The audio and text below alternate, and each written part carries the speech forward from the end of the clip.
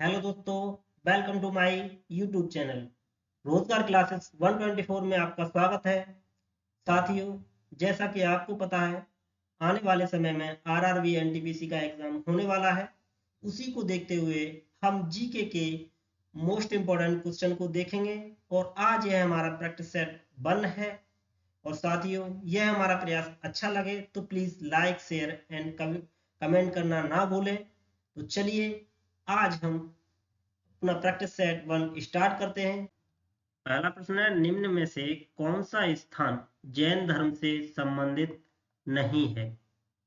A option है Dilwara, B option है Parshvanath, C option है श्रवणबेलगोला या डी कुशीनगर।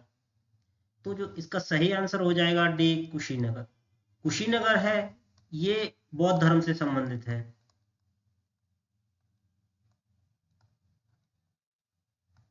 जहां महात्मा बुद्ध का महान परिनिर्वाण हुआ था।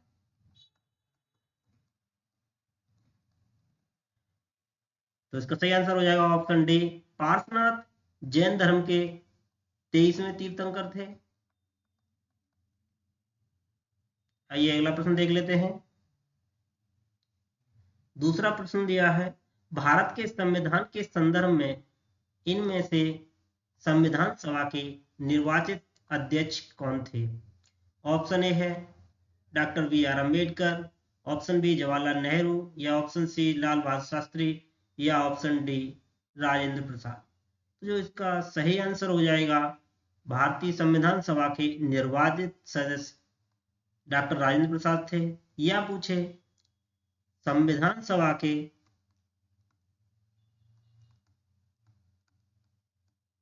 प्रथम स्थायी अध्यक्ष, तो भी आंसर हो जाएगा डॉक्टर राजेंद्र प्रसाद। और पूछे प्रथम अस्थायी अध्यक्ष, तो आंसर हो जाएगा डॉक्टर सच्चिदानंद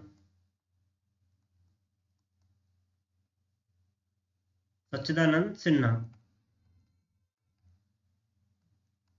तो क्वेश्चनों को बहुत ही ध्यान से पढ़ना है कि पूछा क्या जा रहा है। चलिए अगला प्रश्न देख लेते हैं।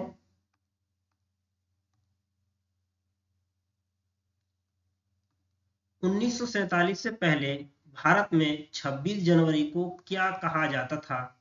ये भी एनटीपीसी में पूछा गया है।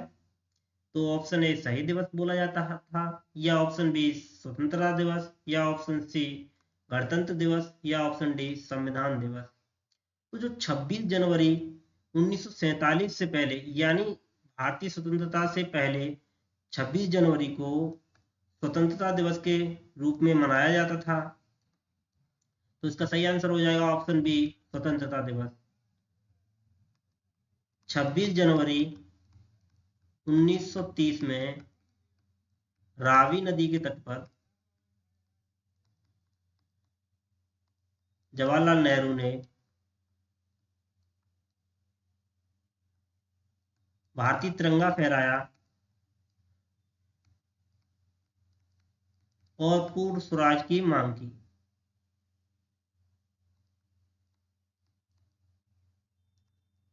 तो इसका सही आंसर है ऑप्शन बी स्वतंत्रता दिवस।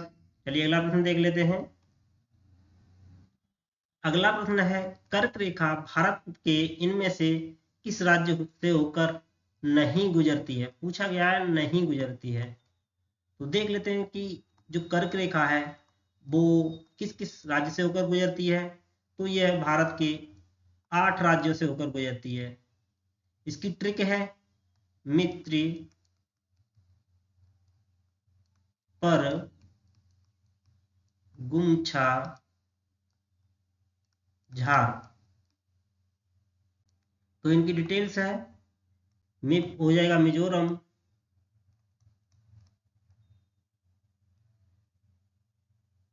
त्रिपुरा, प फॉर पश्चिम बंगाल,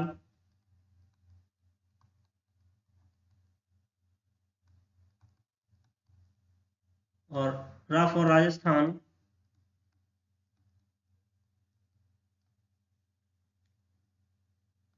गु for Gujarat, M for Madhya Pradesh यानी एमपी, और छ फॉर छत्तीसगढ़,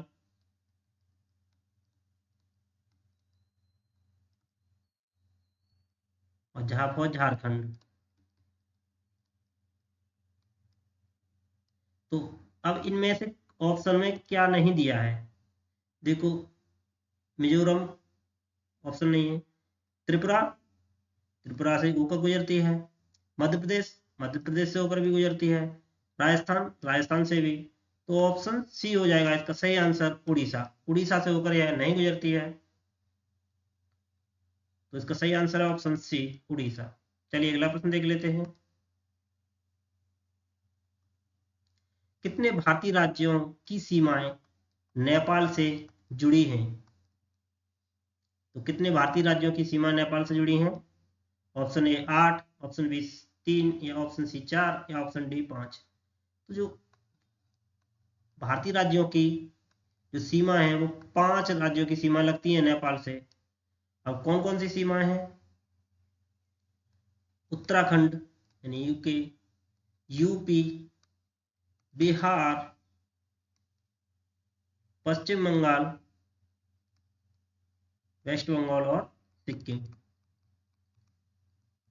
इन 5 राज्यों की सीमाएं नेपाल से लगती हैं। आइए अगला देख लेते हैं। तो ये है हमारा नेपाल। अब इसकी सीमा लगती है उत्तराखंड की। एक ये हो गया, दूसरा यूपी, तीसरा हो गया बिहार, चौथा ये यहाँ पे ये लग रहा है वेस्ट बंगाल, यानी ये इसकी जो सीमा है वेस्ट बंगाल की,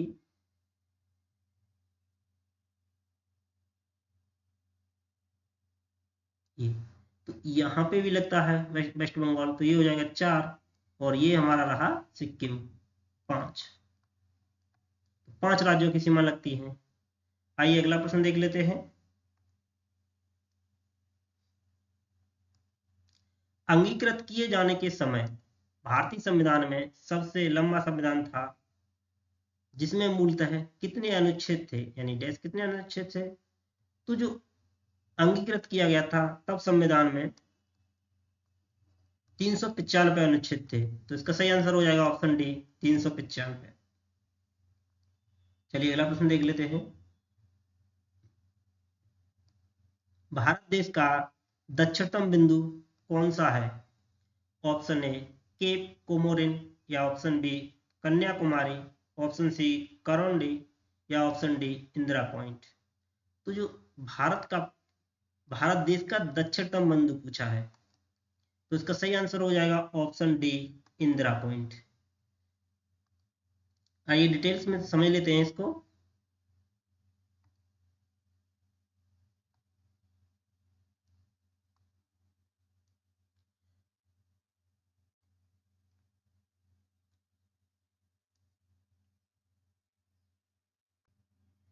यहाँ पे है हमारा अंडमान निकोबार, सबसे दक्षिणतम बिंदु,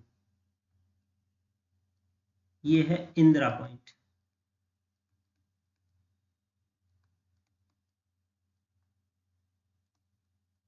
ये पड़ेगा अंडमान एंड निकोबार में। और पूछे प्रायद्वीपीय भारत, यानी जो प्रायद्वीपीय भारत का सबसे दक्षिणतम बिंदु, यहाँ है कन्याकुमारी, ये तमिलनाडु में है। ये प्रायद्वीपीय भारत का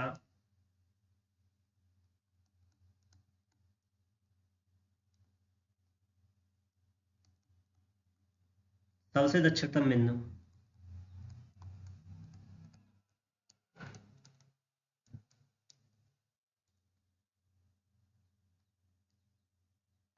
और सबसे पूर्वी बिंदु को हो जाएगा किबुथु,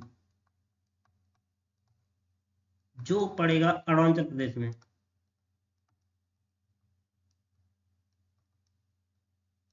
सबसे पूर्वी बिंदु हो जाएगा किबुथु, जो अरुणाचल प्रदेश में है। और सबसे पश्चिमी बिंदु वो हो जाएगा गुहार मोती, या गौहर माता, ये है गुजरात में।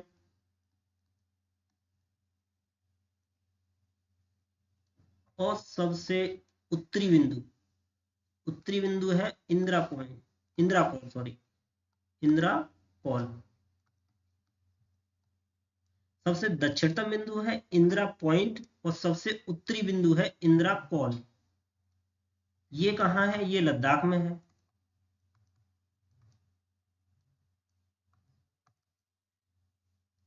तो इन्हें अच्छे से देख लीजिए और समझ लीजिए, इन्हीं से क्वेश्चन पूछे जाते हैं। आइए अगला प्रश्न देख लेते हैं। भीमबेटका की गुफाओं की खोज कब हुई? ऑप्शन ए 1955 से 56, या 1957 से 58, या 1954 से 55, या 1953 54। तो जो भीमबेटका की गुफाओं की जो खोज हुई थी वो सर्वप्रथम 1957 से 58 में हुई थी। और इनकी खोज जो की थी वो की थी विष्णु श्रीधर वाकड़कर जी ने की थी। और भीमबेटका की गुफाओं को 2003 में यूनेस्को की श्रेणी में शामिल कर लिया गया।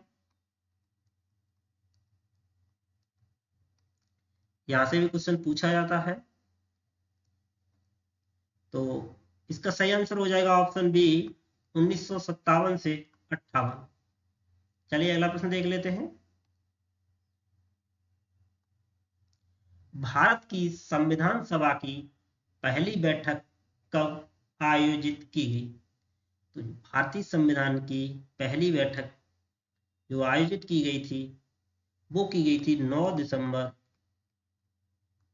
1946, जिसके अस्थायी अध्यक्ष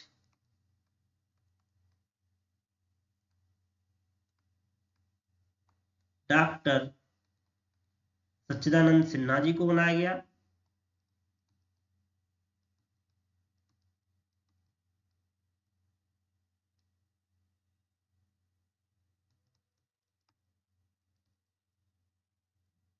तो इसका सही आंसर हो जाएगा ऑप्शन ए 9 दिसंबर 1946।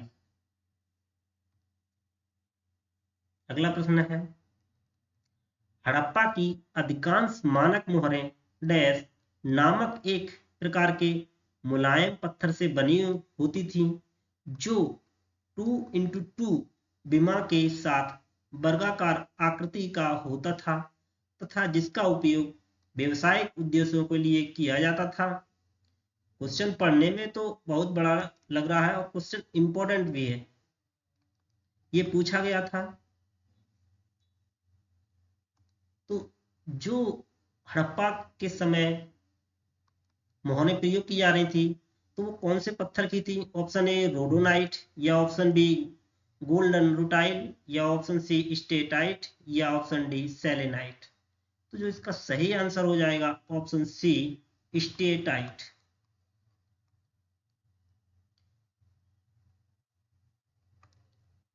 अगला प्रश्न है, भारत का राष्ट्रीय आदर्श वाक्य सत्यमेव जयते अर्थात सत्य की हमेशा विजय होती है किस प्राचीन भारतीय शास्त्र से उद्यत एक मंत्र है? यानी कहने का मतलब ये है कि जो सत्यमेव जयते है वो किस भारतीय शास्त्र से लिया गया है? तो ये मुंडको उपनिषद से लिया गया है। तो इसका सही आंसर हो जाएगा ऑप्शन बी मुंडको उपनिषद। अगला प्रश्न देख लेते हैं।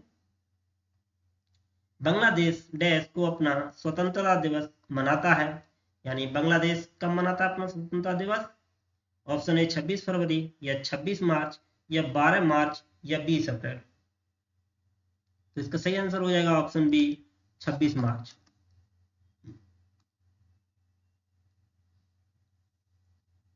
अगला प्रश्न है, the journal theory of employment, interest and money 1936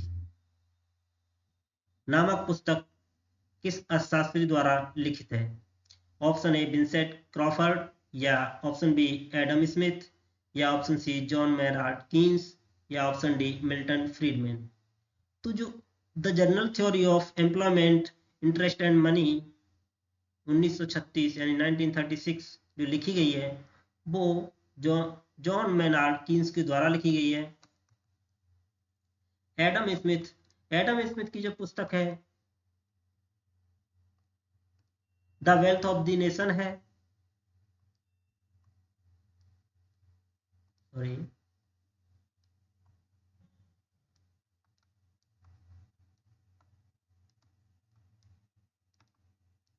और इनको अर्थशास्त्र का पिता भी बोलते हैं। चलिए अगला प्रश्न देख लेते हैं। ओसीआर का पूर्ण रूप क्या है? Option A optimum computer recording, या option B optical computer recording, या option C optical character recognition, या option D optimum colour recognition. तो जो इसका सही आंसर हो जाएगा ओसीआर का जो पूर्ण रूप है वो है ऑप्टिकल कैरेक्टर रिकॉग्निशन। आइए अगला प्रश्न देख लेते हैं। क्वेश्चन है, ऐसा कोई भी समाज निश्चित रूप से समृद्ध और खुशहाल नहीं हो सकता है जिसके सदस्यों का काफी बड़ा हिस्सा गरीब और दयनीय स्थिति में हो। यह कथन किसका है? ऑप्शन ए एडम स्मिथ, या ऑप्शन बी जगदीश भागवती, या ऑप्शन सी अमर्त्य सेन, या ऑप्शन डी जॉन ड्रेस। तो जो इसका सही आंसर हो जाएगा option A Adam Smith.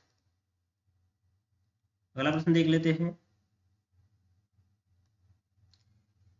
Straight drive पुस्तक के लेखक कौन है? ऑप्शन ए कपिल देव, या ऑप्शन बी सुनील गावस्कर, या ऑप्शन सी प्रकाश पादुकोण, या ऑप्शन डी विश्वनाथ आनंद।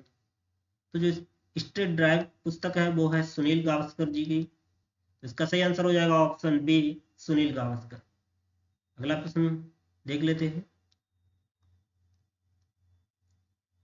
निम्नलिखित में से कौन सा नवीकरणीय ऊर्जा का एक रूप है?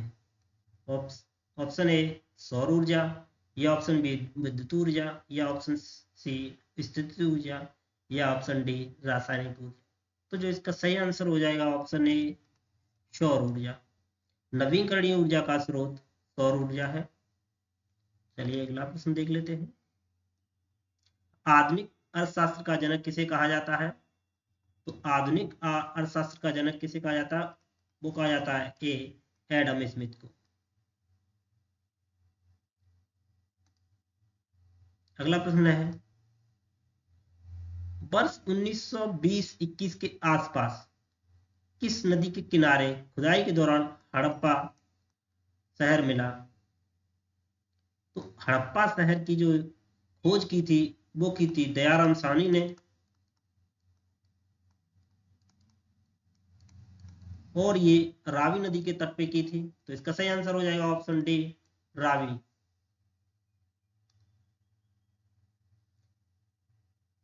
अगला प्रश्न है, भारत का पहला पोशाक संग्रहालय कॉस्ट्यूम म्यूजियम किस राज्य में स्थित है? ये भारत का पहला पोशाक संग्रहालय। Option A Goa, option B Uttar Pradesh, या ऑप्शन सी महाराष्ट्र, या ऑप्शन डी पश्चिम बंगाल। तो जो इसका सही आंसर हो जाएगा ऑप्शन ए गोवा।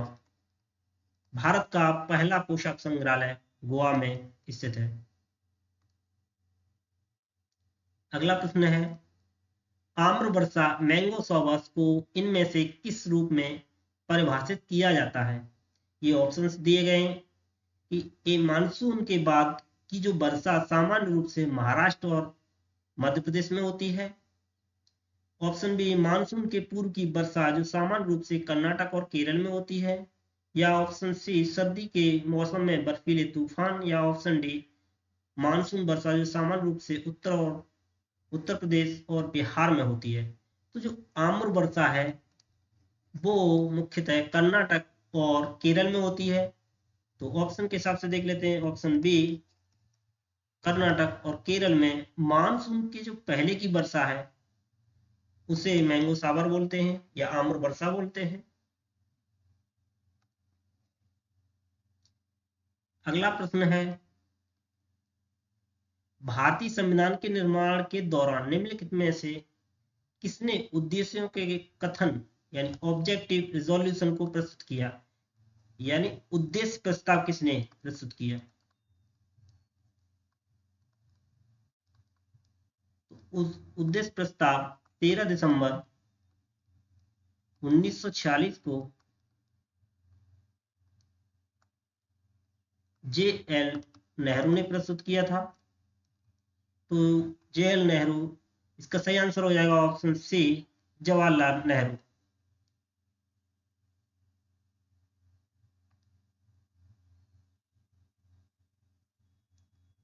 अगला प्रश्न है, गुजरात की पारंपरिक बुनाई को डैश के रूप में जाना जाता है? Option A Tussar, option B Kanjeevaram, या ऑप्शन सी जमदानी, या ऑप्शन डी पटोला। तो जो गुजरात की पारंपरिक बुनाई है उसे पटोला के नाम से जाना जाता है, पटोला के नाम से जाना जाता है। और कांजीवरम यह मुख्यतः तमिलनाडु से संबंधित है। जमदानी, जमदानी यह है पश्चिम बंगाल से संबंधित है, यानी वेस्ट बंगाल से संबंधित है। और एक है जरदोजी, यह है यूपी से संबंधित है, यूपी के बनारस में मुख्यतः। तो गुजरात की पारंपरिक बुनाई पटोला के रूप में जाना जाता है, ऑप्शन हो जाएगा डी सही। अगला प्रश्न देख लेते हैं, निम्नलिखित में से कौन सा एक कंप्यूटर का इनपुट डिवाइस नहीं है? Input device, option A light pen, या ऑप्शन बी प्लॉटर, या ऑप्शन सी जॉयस्टिक, या option D optical mark recognition. तो जो प्लॉटर है वो एक प्रिंटर की तरह होता है, तो इसका सही आंसर हो जाएगा ऑप्शन बी प्लॉटर। यह एक आउटपुट डिवाइस है।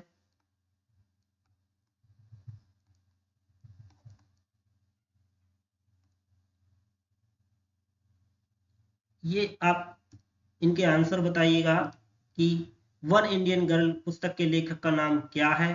पहला प्रश्न। एक अगला प्रश्न है, विषु निम्नलिखित में से किस भारतीय राज्य का एक बहुत प्रसिद्ध त्योहार है? दूसरा क्वेश्चन, ये होमवर्क है, इन दोनों के आंसर आप कमेंट में बताइएगा। साथियों, हमारा यह प्रयास कैसा रहा कमेंट्स बॉक्स में बताइएगा, और आपके कितने क्वेश्चन सही हुए यह भी कमेंट्स करना ना भूलिएगा। और प्लीज़ लाइक, शेयर और सब्सक्राइब करना ना भूलें। तो इसी के साथ ही यह हमारा वीडियो यहीं समाप्त होता है। Thanks for watching.